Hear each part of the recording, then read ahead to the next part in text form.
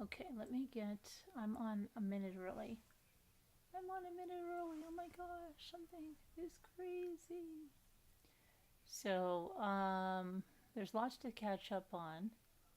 Let me just get to the live stream. So, when I went away, My work is easy because I use ClickUp. Here's how I keep track of all my tasks. I start. It's too loud.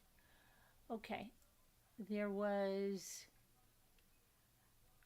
the Devil's Pass, and then when I went away, they found the suspect, and they found him in a beauty salon, a hair salon. So we're going to talk about that, but we're going to talk about the other stuff that's come out about him. And then we're going to talk about the Tennessee manhunt for the Drummond guy that allegedly murdered the four relatives, the mother, father, grandmother, 38-year-old grandmother, and the 15-year-old uncle of the baby that was left in a car seat in a yard out in Tennessee. And they found his vehicle in Jackson, Tennessee, and there is a manhunt for him. And I have information on that we're going to talk about. So we're going to talk about all of this stuff, and we're going to talk about a little bit about James Craig and his guilty verdict and then his sentencing. I talked about it a little bit when I was away, but it really wasn't a lot. So let me make sure that you can hear me. And then, of course, we want prayers for Scooter's father, who's not doing well in the hospital, and we're praying, Scooter, for your dad.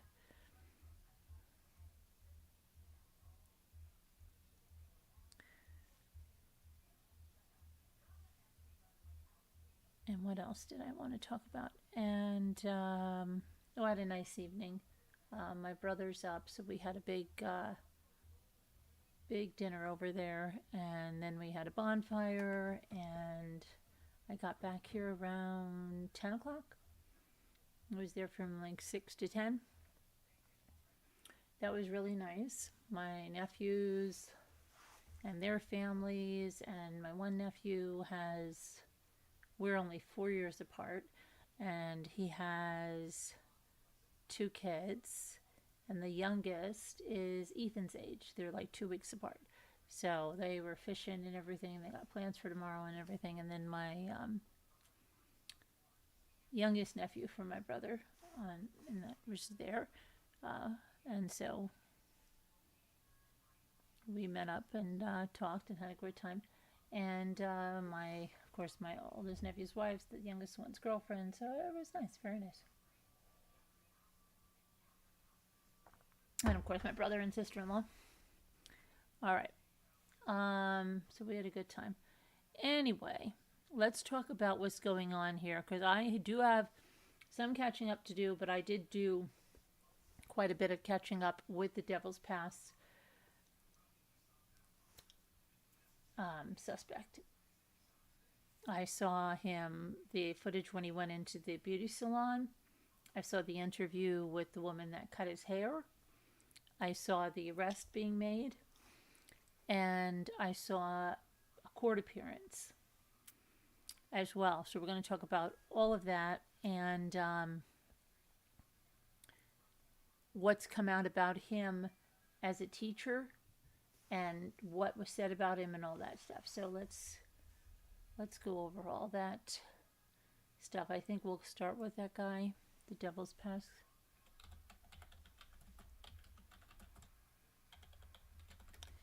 All right.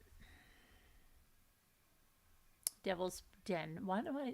What is it that I'm saying Devil's Pass sometimes? I don't know. I have no idea. None. Okay.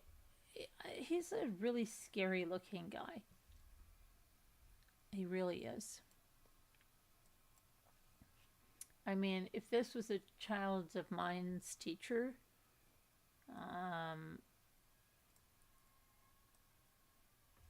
I'd be concerned, to say the least. Okay, now did you get over there? Oh, and then we also have the Delphi transcripts. We have to finish with those. Those were interesting from the trial. We got through opening statements the last time. Okay, so this guy, scary, very scary. He's 28 years old, and he's admitted to murdering that married couple, parents of those two girls, at that Arkansas State Park Devil's Den. His name is Andrew James McGann. He's from Springdale, Arkansas.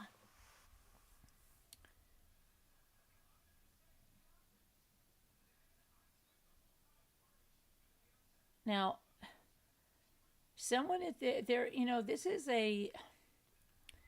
someone from the Arkansas State Police saying that she thinks the mother took the girls to safety and then returned to help her husband.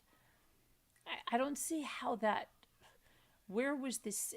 That seems just nuts. Following days-long manhunt for him, he was arrested shortly before 5 p.m. local time on Wednesday at a barber shop in Springdale, about 30 miles north of the park. During an interview with police, he admitted to killing the couple. And that came from the Arkansas State Police Director, Colonel Mike Hager.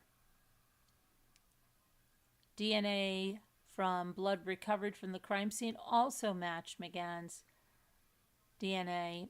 The suspect had sustained cuts on his hands during the struggle with the victims.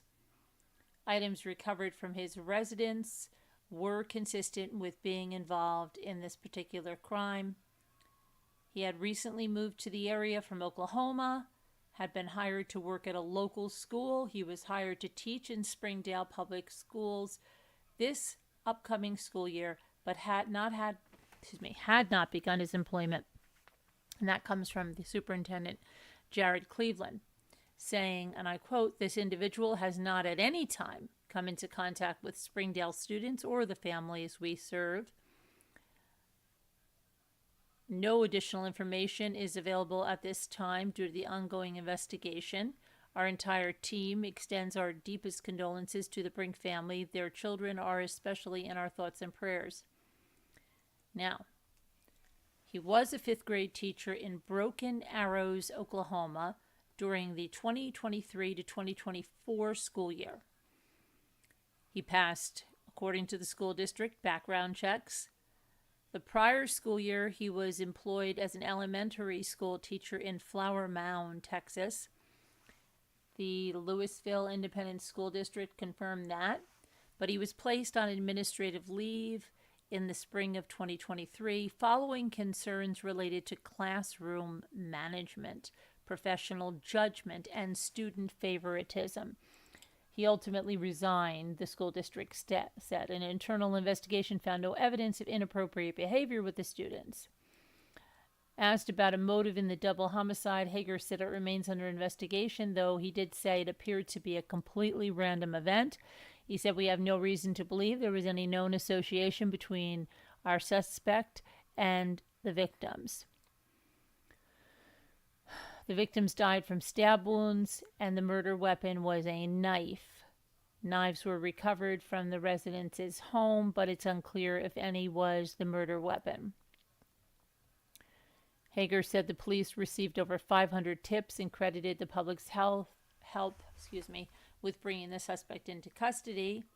Arkansas State Police had also released a composite sketch and a photo from behind of a man who was seen in Devil's Den State Park on Saturday. This was what was released previously, right there. And let's see. And then this sketch looks nothing like him. Sorry. If anybody identified him from this sketch, and I heard like the hairdresser said she thought it from the sketch. I don't think this sketch looks a thing like the suspect. That's just my feeling on that. Police previously said the suspect was seen leaving the area of the park in a black four-door sedan, possibly a Mazda. Okay.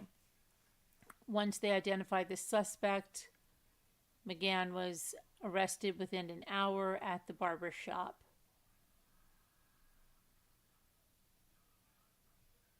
The vehicle description was critical in identifying the suspect. Now, the Brinks, the couple that was murdered, had recently moved to Prairie Grove from North Dakota. The children are safe in the custody of relatives.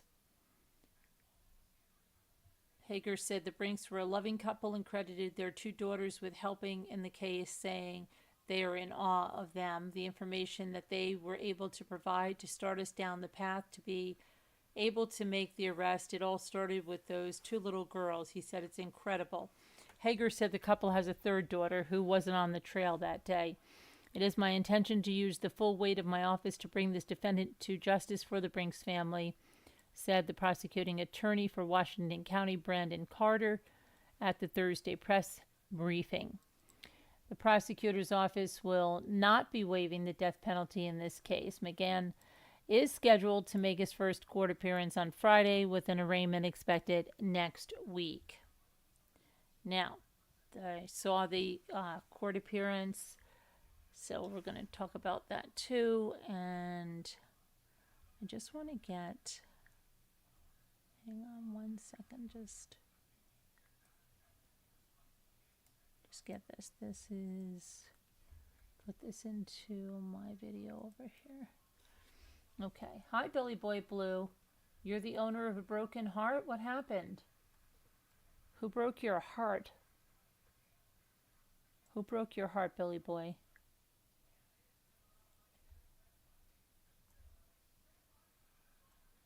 We have a broken heart around here. You've seemed to have forgotten us.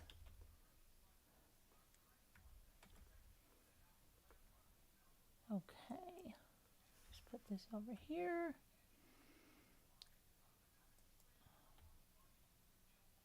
Okay, now that's what I wanted to put in that.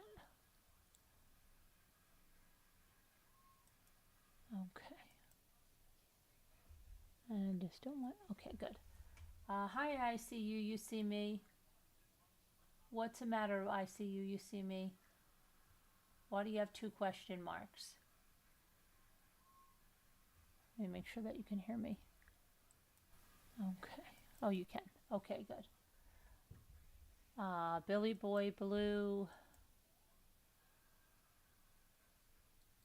No one of consequence.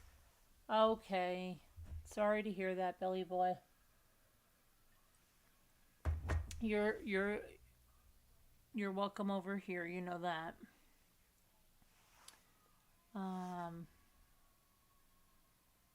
Oh, you wondered why Billy has a broken heart. Because he should be hanging over here more. Okay. So let's go on to his court appearance.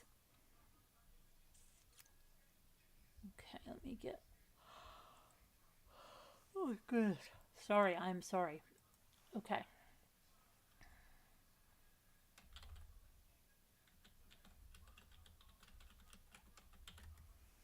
All right. So he is being held without bond on capital murder charges.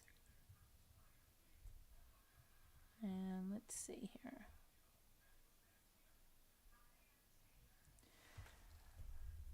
He was formally charged with 2 counts of capital murder. The judge revoked his bond. He's been assigned a public defender. His next court date is August 25th. But the prosecutor, Brandon Carter, said he expects that to happen sooner. He recently moved from Oklahoma to Arkansas for a teaching job.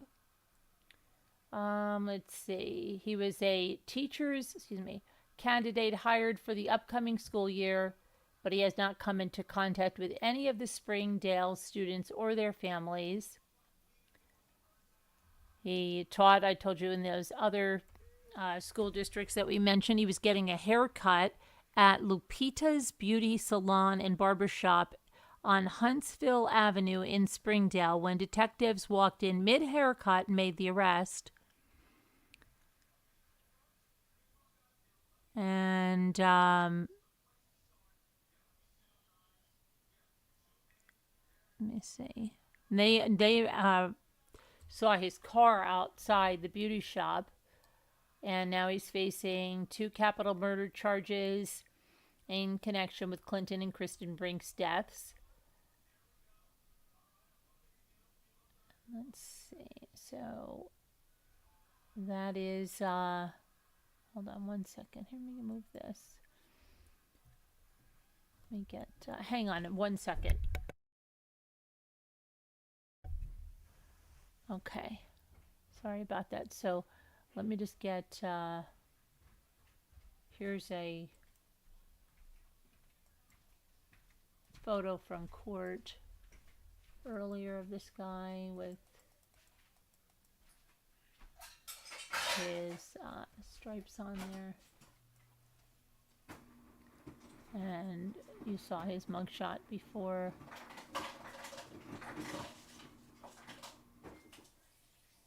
Still no what was the motive for this, right, at all. What was the motive for it? It's crazy. And So, Mom, this is for college? I'll talk to you about that, yeah. This is, let me see here. This is when he was being arrested at the beauty shop, right there. And let's see, we have, sorry, I thought that was, this was,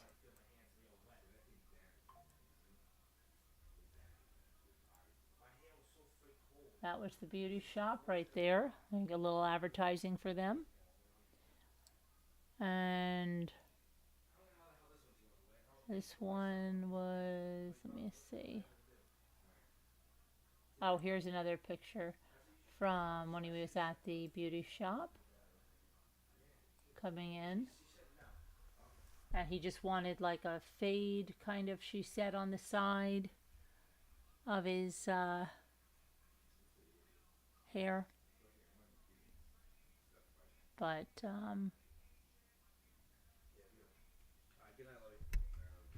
good night, love you. And here's another right there.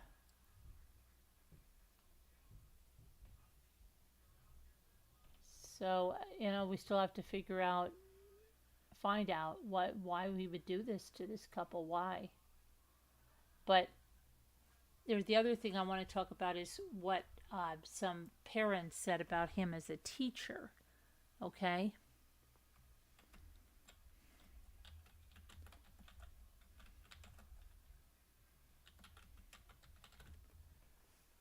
So, parents said he displayed disturbing behavior towards girls, and then he resigned following an investigation.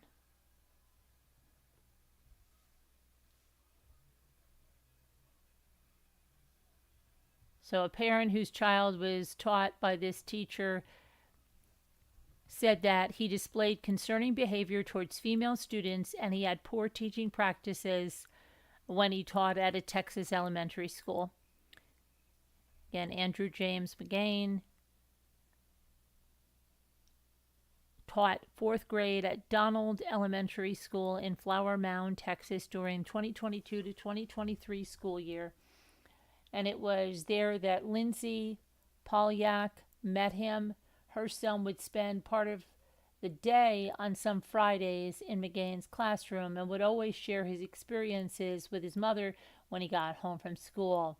She said her son sometimes came home saying he'd spent the day playing games on his iPad in McGain's class. On other days, he reported watching the World Cup, prompting her to question the quality of the education he was receiving from McGain. And she also said that her son told her that McGain would display favoritism towards female students. She said, my son would come home and tell me, Mom, Mr. McGain gives out lots of candy, but he only gives it to the girls. Mr. McGain brought Sonic drinks today, but only for girls in class, only for special girls that he really likes. She said she was also told by other parents that McGain would have some girls in the classroom during lunch periods. He would have the girls during these lunches, during the time the other kids would go to the cafeteria, where he allowed the girls to stay behind and have lunch with him in his classroom alone. And then that her son told her that he observed McGain tickling the girls.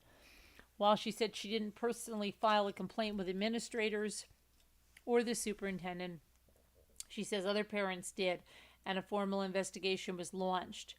And the Louisville Independent School District in Texas said McGain was placed on administrative leave spring of 2023 while they did an internal investigation into classroom management, professional judgment, and student favoritism.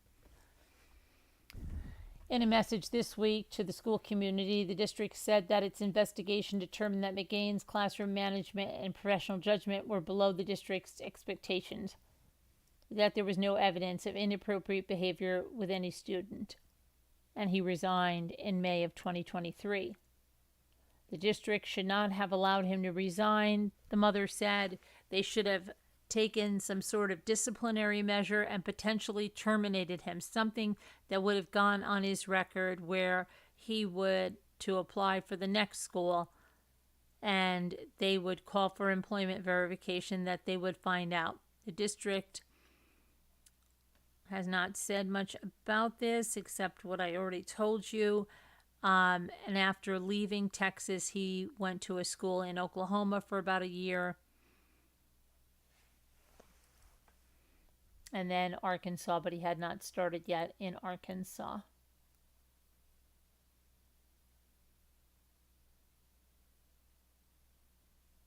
So that is that about him. And now we're going to go to the Tennessee story. Hold on a minute, I'm trying to see the chat again. Okay, here we are. Skip this.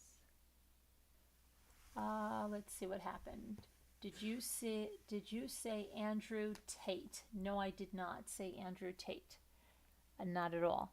I said Andrew James McGain, not Andrew Tate. Hello, Debbie Two Scooter. What did you say? What happened? What's so crazy?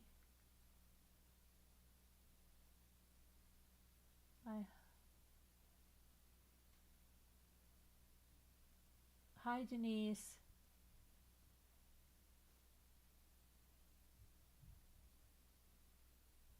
Okay. So let's go on to now this manhunt in Tennessee for this other guy. And these guys were about the same age, 28, 29.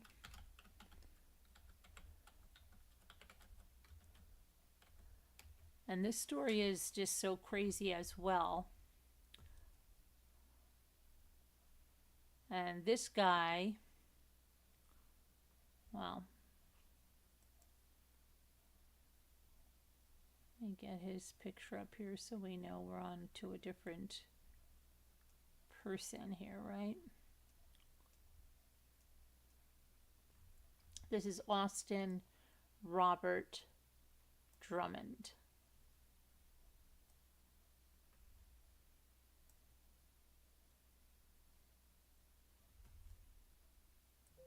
Make him a little bit bigger. Okay, and they found his car in Jackson, Tennessee. And there's some more information that I'm going to tell you about that. But The manhunt continued for him on Friday. This is this suspect who authorities say killed 4 members of a family and abandoned the infant daughter of 2 of the victims in a yard about 40 miles away from where they were found dead. 4 people. And the 4 people were the baby's mother and father, the baby's grandmother, who was only 38 years old, and the baby's uncle, who was only 15 years old. Parents were, I believe, 21 and 22, or 20 and 21. Very young parents. Investigators are not saying much about how the 4 victims whose bodies were discovered on Tuesday in Tiptonville were killed, or they didn't elaborate on a motive, but they confirmed that they had been targeted and that there's a family connection to Mr. Drummond. As of Friday afternoon, Mr. Drummond, who has served time in prison for crimes, and this is something I believe there's a lot going around, but it's something about a Circle K armed robbery, and he was 16 or 15 years old, 16.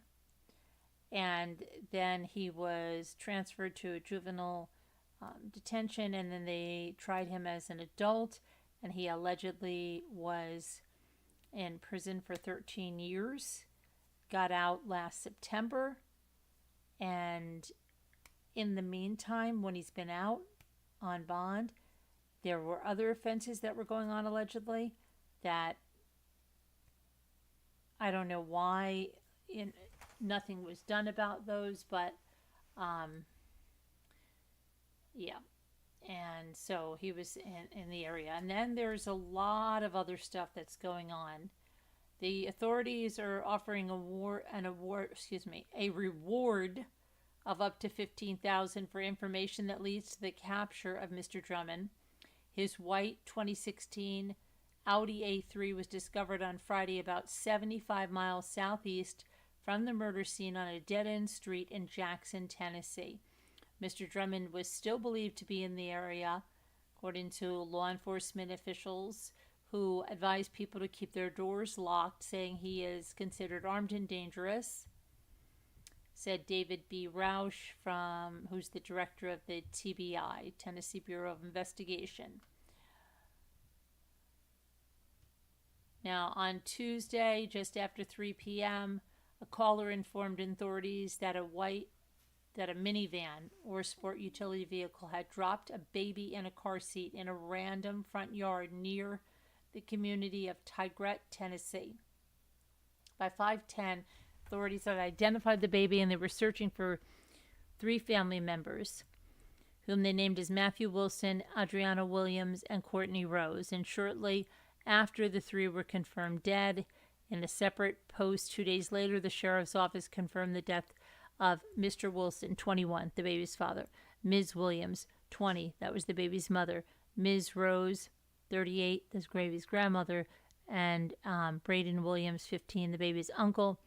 They were all found murdered on Tuesday in a small lakeside community of Tiptonville. Mr. Wilson and Ms. Williams were the parents of the baby. Ms. Rose was the baby's grandmother, Mr. Williams the uncle. It's all according to the district attorney. They say that the murders took place along Carrington Road in Tiptonville. That has a population of about 3,400 people. It's in northwestern Tennessee, and they describe Mr. Drummond as 5'10", brown hair, blue eyes, and goatee, and he was added to Tennessee's most wanted list. He's charged with 4 counts of first-degree murder, 1 count of aggravated kidnapping, and various firearms charges. He was previously sentenced to 13 years in prison. He was released September of 2024. He was convicted in a 2014 armed robbery of a convenience store in Jackson, Tennessee, and that was one of the Circle K's. But he also has, while he was in prison, He was indicted on drug charges and attempted murder. See, I don't understand that. While he was in prison, he was. So, did that add to his original sentence? Because why would they release him in September if he had just, or was he out on bail for those? Like, what? Those cases are still pending. They're still pending. He's free on bond. So, he was released anyway on those. Okay, he was free on bond, and then did this quadruple murder while on bond for attempted murder and drug charges. So let's see. Mr. Roush, who oversees the TBI, said that Mr. Drummond needs to turn himself in, and he said that Mr. Drummond had shown a measure of compassion by leaving the baby for people to find. So we're appealing to that piece, he said, as inhumane as the situation is. So trying to get him to turn himself in. Now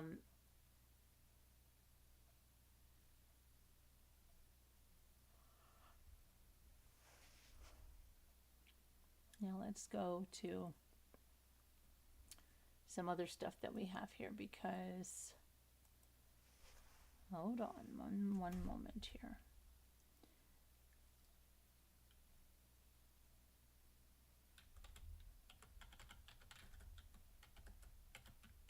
There's something I want to show you. And I'm going to be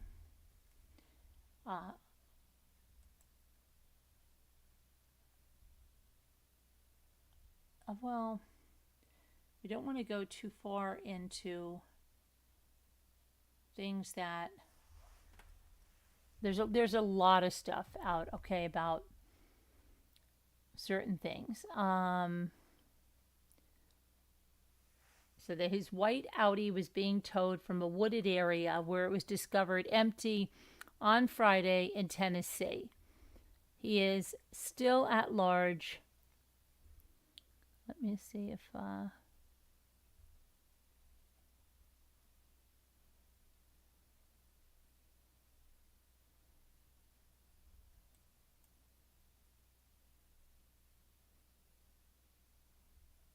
Tennessee Bureau. Let me go over here. Let's see if I can.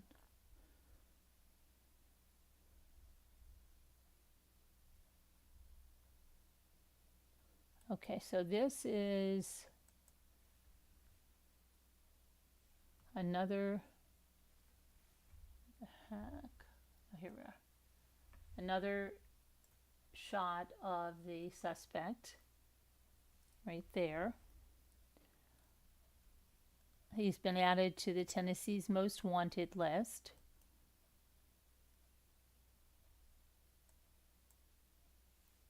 And that is right there.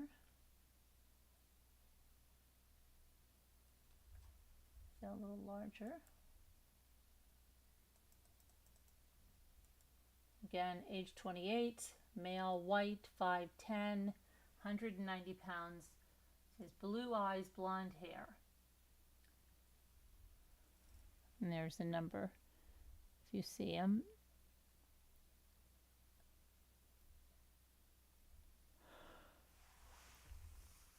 His car's been found. And go over here. Did I end up over here? I don't know that. We want to go here.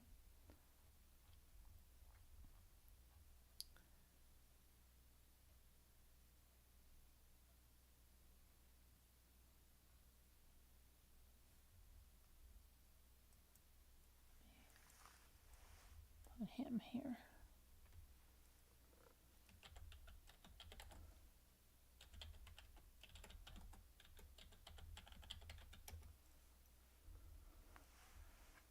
Okay, I want to go to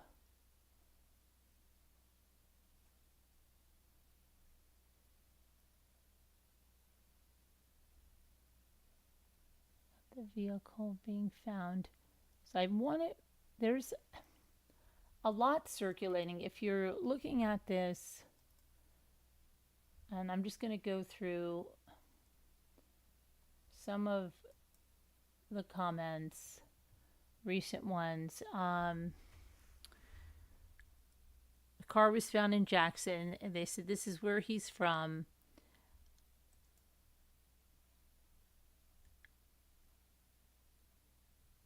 And let me pull that. Go over here.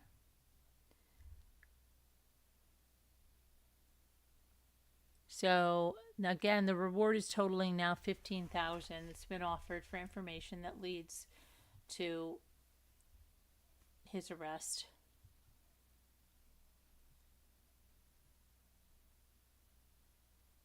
His Facebook said that he lives in Jackson, Tennessee. That's where the Audi was found. Jackson Police Department said they believe he may have been living in his car in a wooded area of Jackson. TBI asked the public to help them find Drummond, and again said some information leading to his capture would be worth up to $15,000. Investigators found 20-year-old Adriana Williams, 21-year-old Matthew Wilson, the parents of the baby, 38-year-old Courtney Rose, the grandmother of the baby, and 15-year-old Braden Williams, the uncle of the baby, dead in Lake County on Tuesday night, shortly after a baby was discovered in a car seat in a front lawn in Dyer County. Authorities said all 4 of those people I just listed were deceased, and they were all related to that abandoned baby. A Facebook post by a family member provided a little clarity on the history between Drummond and the deceased, adding that the post was made by an in-law of one of the victims and said that he previously dated the sister of the grandmother, Courtney Rose. And this has been released on a news source now, not just out there on Facebook. And this is what it said, and I quote, yes, he was close to our family. Yes, we cared about him and thought he cared about us. He has literally been nothing short of amazing to us and our kids every time he has been around us up until this point. He has been amazing to our niece. We never expected him to cause any harm to anyone, much less anyone in our family. We are heartbroken. We are confused. We are devastated. We are mortified. We are hurting. Our kids are hurting. If you think for 1 second that people only get hurt by strangers, look up 90% of murder cases. A lot of times it is by someone close to them that at one time showed love and support to them. Sometimes it's even their own spouse. So please think before you comment something ugly. Yes, we thought we knew him. Courtney's sister thought she knew him. Courtney, Adriana, Braden, and Matthew thought they knew him. We all trusted him. We want justice for my sister-in-law, niece, nephew, and niece's boyfriend more than any one of you that had never even met our loved ones. She wrote, that was what she wrote there. Now,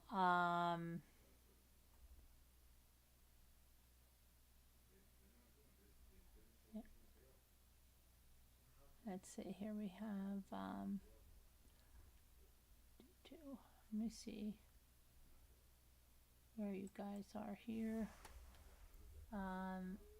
Hello, Linda. Hi, Super Chat Cat. Hi, Frilly Farmhouse. Oh, Roots is still at large. Okay.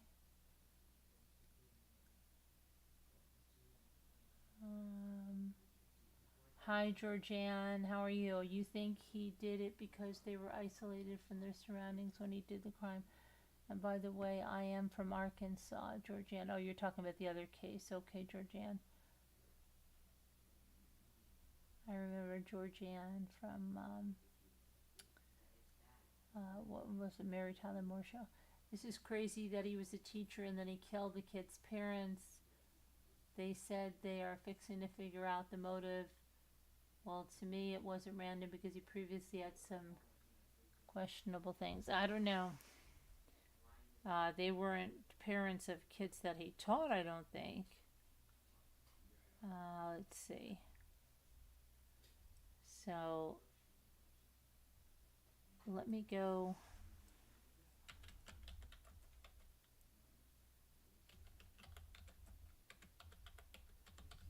Okay, let's go to this now. I just want to make sure we follow up with this because we were following this trial when I went away, and James Craig was found guilty. All right, let me see here. And I went over this a little bit when I was away, but it really wasn't to the way I want to do this. So, and they did everything on the same day. So the jury found Colorado dentist James Craig guilty of murdering his wife in 2023 by poisoning her protein shakes. Prosecutors called 48 witnesses to the stand during the trial to prove their case that James Craig poisoned his wife Angela with protein shakes, gave her prescription capsules he had emptied and refilled with cyanide, and injected her with a poisonous substance using a syringe. So there were emotional impact statements, and following those, Judge Shea Whitaker sentenced the father of 6 to life in prison with no possibility of parole for his crimes. After deliberating for more than 8 hours over 2 days, the jury found Craig guilty of first-degree murder, solicitation to commit murder in the first degree, solicitation to commit perjury, and solicitation to commit evidence tampering.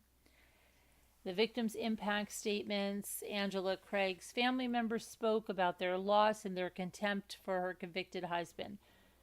James was seen sobbing as his daughter said that her life and the world will truly never be the same without her mom. Some of Craig's siblings remembered and highlighted Angela's character, and one condemned James as dishonest, a cheat, and a heartless excuse of a human being. The judge, Whitaker, said Craig created a path of destruction as wide as a tornado and just as devastating. She sentenced him to life without parole on the charge of first-degree murder, plus the maximum terms on the other charges to be served consecutively. Okay, let's see. The district attorney said that justice was served for Angela Craig. Her brother and his family was undoubtedly elated that James Craig will never be able to do this to another person. Okay. So we have that, and her family declines to say how her children are handling the case. When asked about how the 6 children of Angela and James Craig are handling the case, Angela's sister, Toni Kofoed, declined to answer. 3 of the children were in court for the verdict and the sentencing. Let's see. The evidence... Hold on 1 second here. All right. And then let's see. Evidence in the case of Angela Craig's murder never stopped getting worse, said the prosecutor. The evidence in the state's case against James Craig was absolutely stunning, said the assistant district attorney Ryan Brackley. It never stopped getting worse. It never stopped getting more surreal, he said at the news conference after James Craig was sentenced to life in prison for murdering his wife. And they didn't televise this trial, which really sucked. He said that it was very, very difficult to read Craig's own words, whether in letters or text to the jury, knowing what they meant. Angela Craig died in 2023, by which point she'd been hospitalized 3 times in 10 days with symptoms that no one could initially explain. A coroner's report later said the cause of death was acute cyanide and tetrahydrozoline poisoning, with subacute arsenic poisoning listed as a significant condition. So there was let me see here. He had 1 not guilty on a lesser charge, and that was not included, charge of manslaughter caused or aided suicide.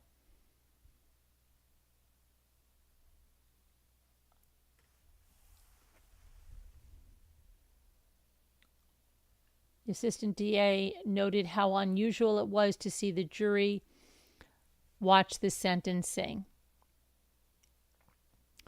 And 8 jurors came back to the courtroom to watch, which is not a common move, said the assistant DA Ryan Brackley. It's an unusual step. We don't usually see that, but these jurors came back to watch James Craig get sentenced.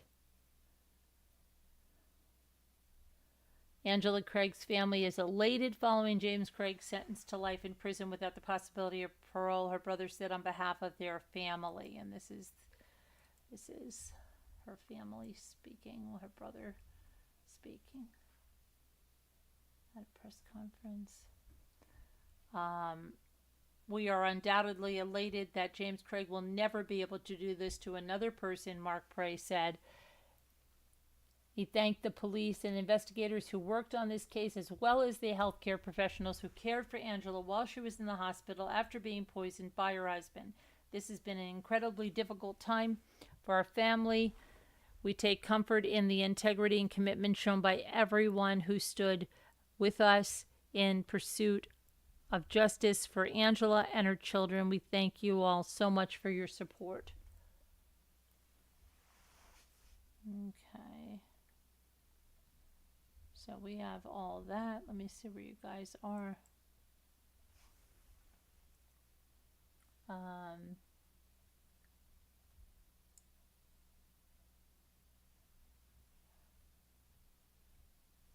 Super chat, they are not at all connected.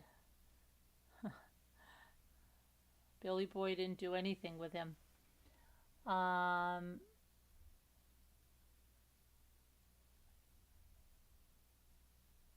Oh, in your basement?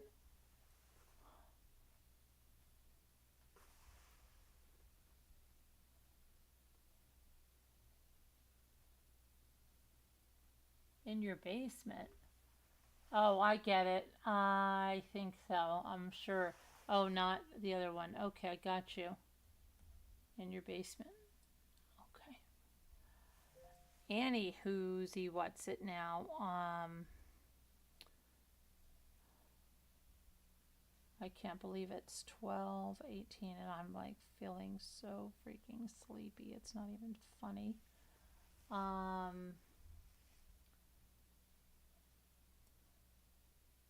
Anyone remember? Yes, yes, Billy Boy, very much so. I do. I have to do something here. I just have to do something right over here. Because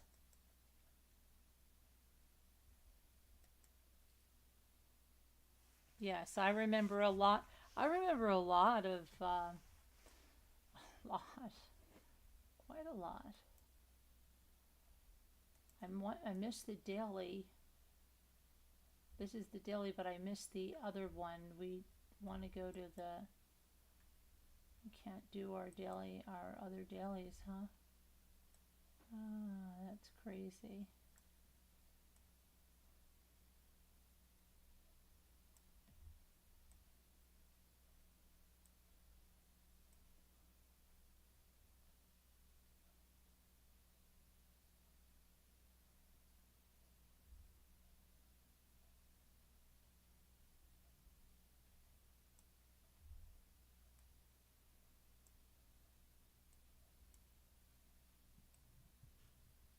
I was trying to see if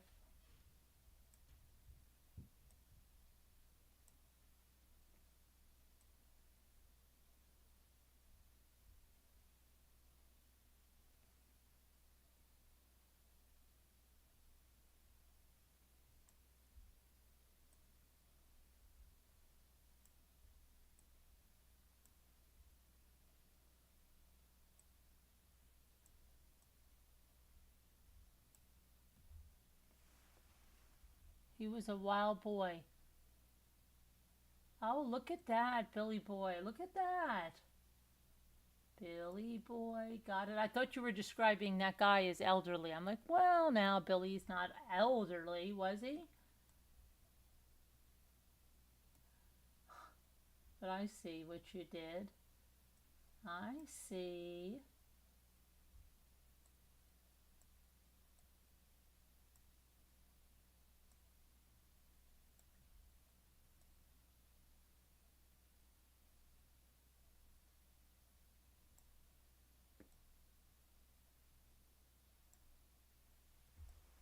Hmm.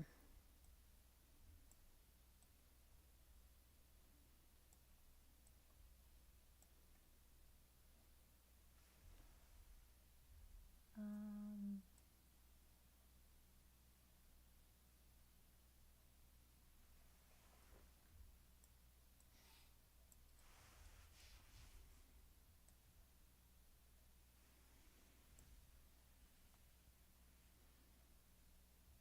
Carolyn, which bothers you?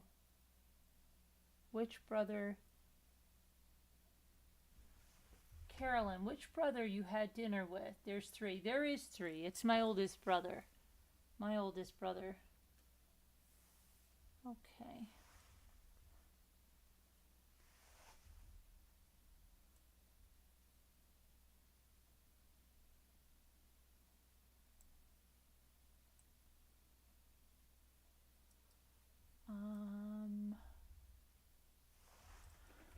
Let's see.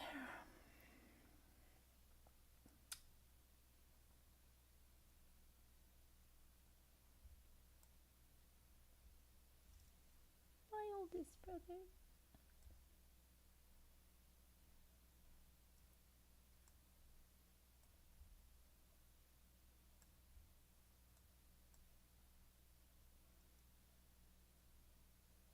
Billy, where are you?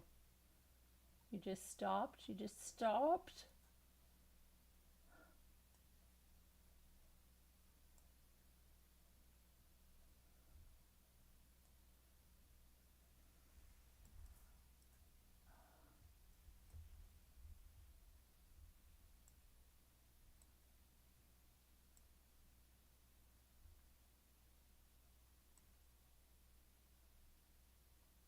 Hey, Ellery.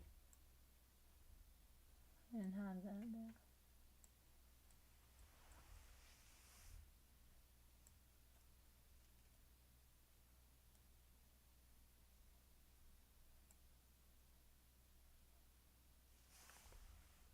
Weird.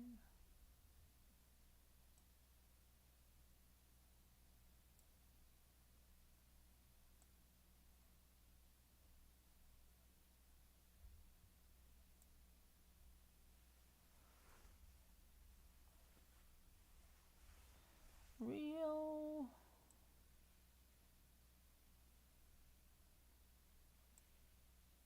Lyell. Let's see.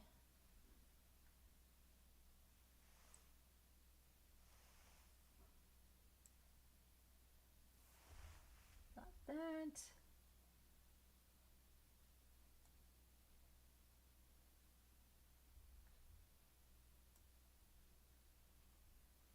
Alrighty, and then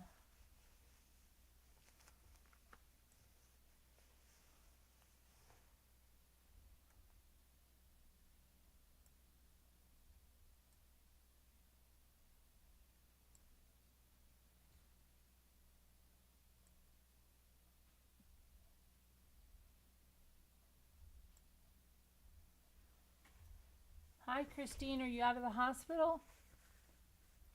Christine, are you out of the hospital? Hope so.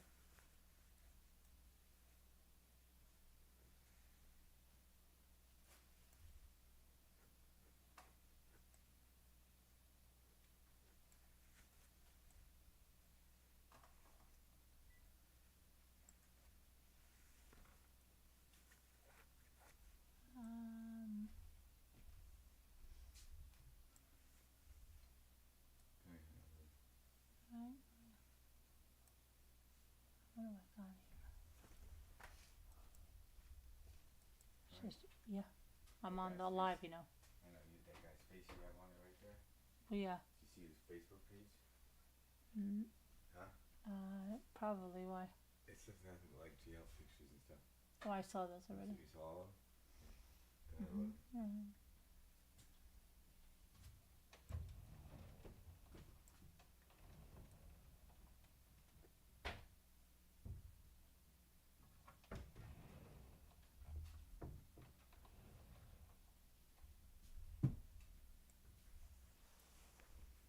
Carolyn, I finally came home Wednesday. Oh my gosh, good.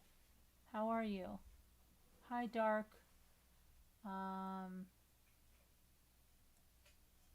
Thought I tried that. Yeah, I tried that. It doesn't work, Dark, but good try.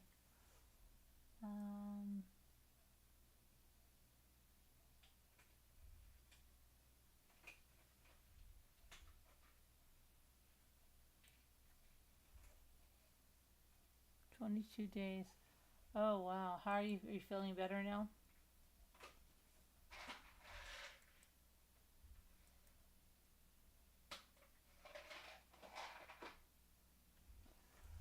Alright, we did it.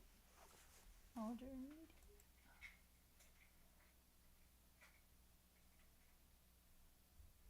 Alright, let me see if I can go back and do the...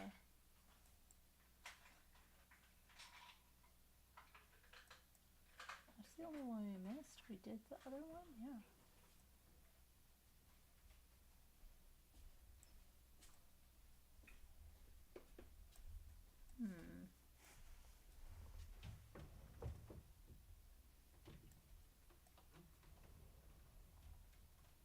Oh, stop.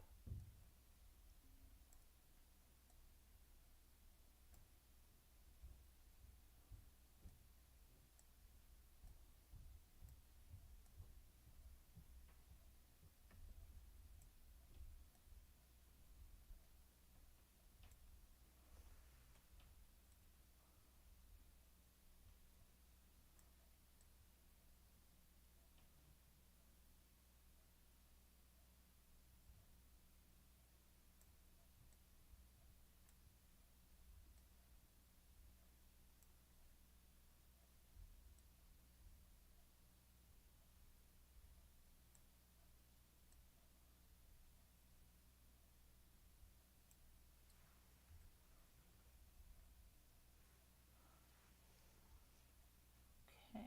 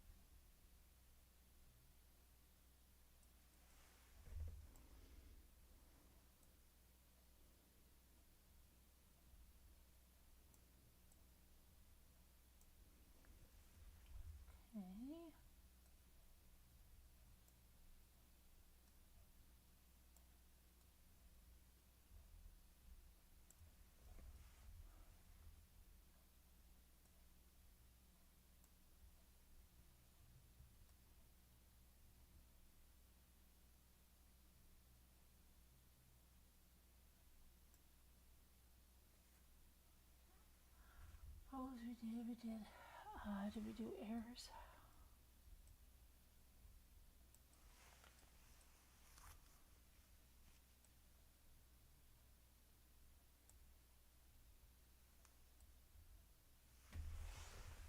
Oh, 4 like in golf. So my brother's doing up here too, playing golf with my nephew and his grandson too.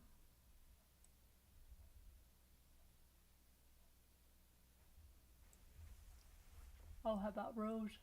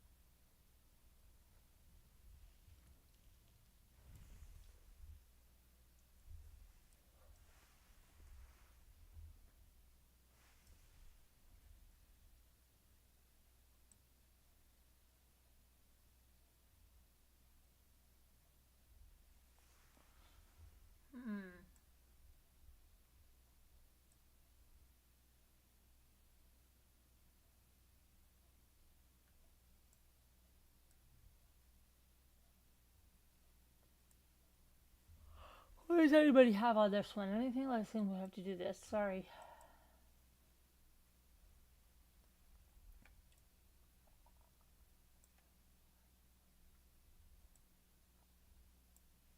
There we go. Alright, we did that one, so that's good.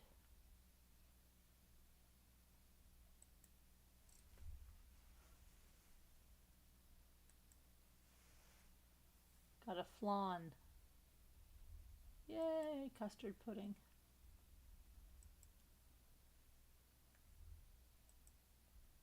Alright. Oh my goodness, I am tired. I am tired. Let's see what else. I'm just going to go in to see what else is in the QQ. Former Indiana, oh boy, chief deputy charged with being a mole for a drug dealer. Isn't that interesting?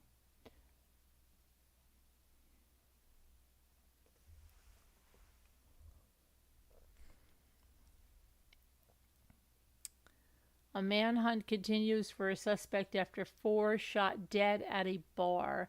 This is in Montana. Wow. And the murder trial is going to begin of a former Navy JAG officer accused of killing and dismembering his wife, and that took place in Georgia. Let's take a look at that case. It's going to begin next week. So let's see all about that. So this, an unidentified woman's remains were found in Riceboro. Okay, let me see here.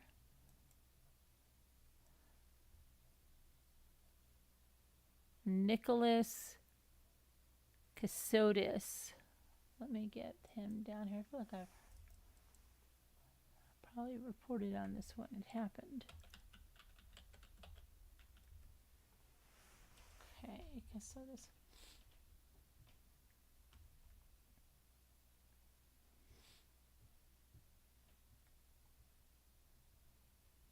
So he is accused of dismembering and dumping his wife in the woods.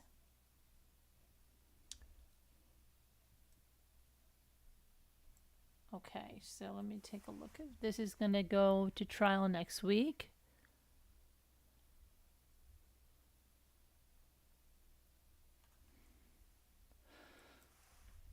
Let me get his...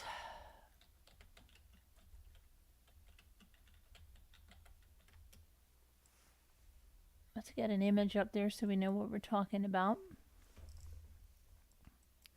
And I would do some more of the Delphi trial reading, but the way I'm feeling so tired, I would probably fall asleep. So I'll have to do that I bought earlier. So I am still worn out from our quick trip because we did a lot. But anyway, this is the guy. I'm just going to get him in there. Just so...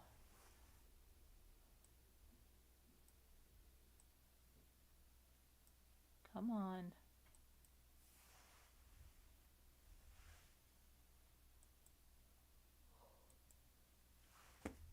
Oh my goodness. Hold on a minute. I'm trying to get this picture over there. It just wants to be a little jerk to me. Okay, here we go. Here's the guy. We'll be on trial next week. And here's what's about. This is a Liberty County man accused of killing his wife in 2022.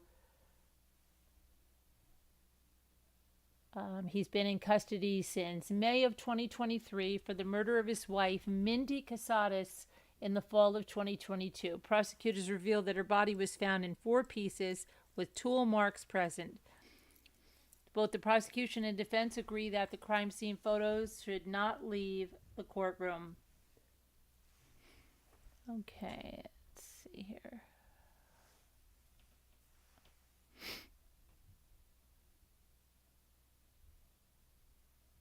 Okay, that is...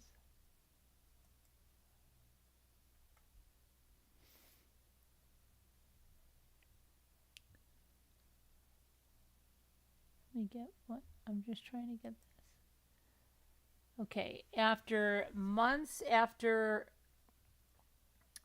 the wife's was a writer, her dismembered body was found at a Georgia hunting club, and her husband was arrested in Pennsylvania.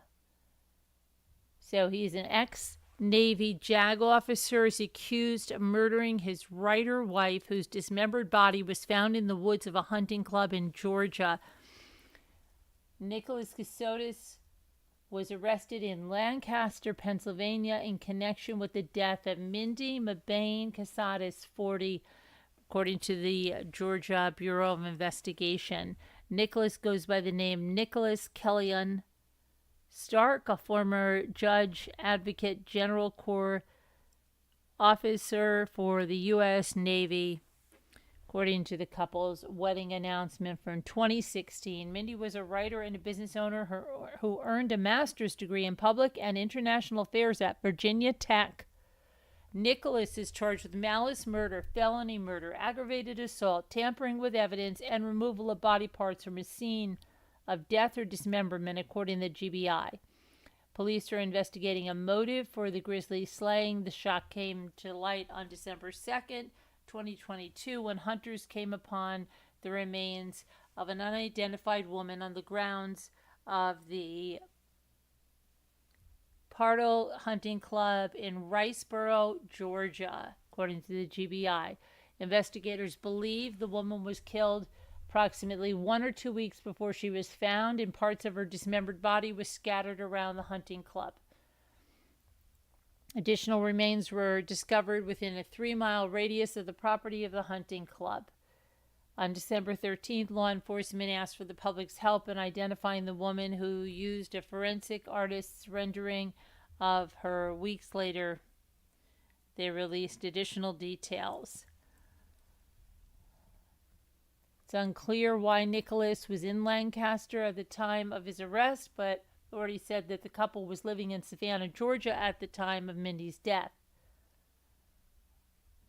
The groom has a Bachelor of Arts from Boston University, a Juris Doctor from Northeastern University of Law, and is pursuing a Master's in Laws in National Security Law from Georgetown University Law Center. He is a judge advocate in the Judge Advocate General Corps of the U.S. Navy. After a honeymoon in Sonoma, California, the newlyweds live in Alexandria, Virginia, and the bride will use the name Mindy Mabane Casadas.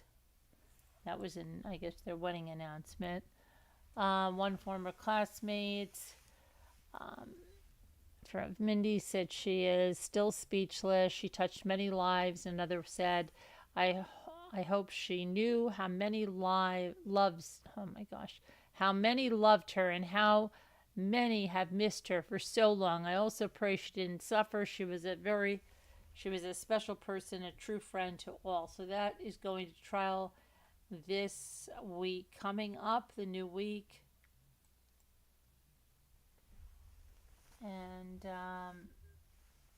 I am very, very exhausted. And so I have to bid you like a quick adieu tonight. How quick is it? I've been over an hour. So, but my eyes are closing and I have to take care of myself, because that's what we need to do. Practice some self-care, right? But I will talk to you guys later. I love you. God bless. Thank you for watching. Nice to have you back. Billy Boy, don't be a stranger. And we'll see you very soon. Love you all. God bless. Be good.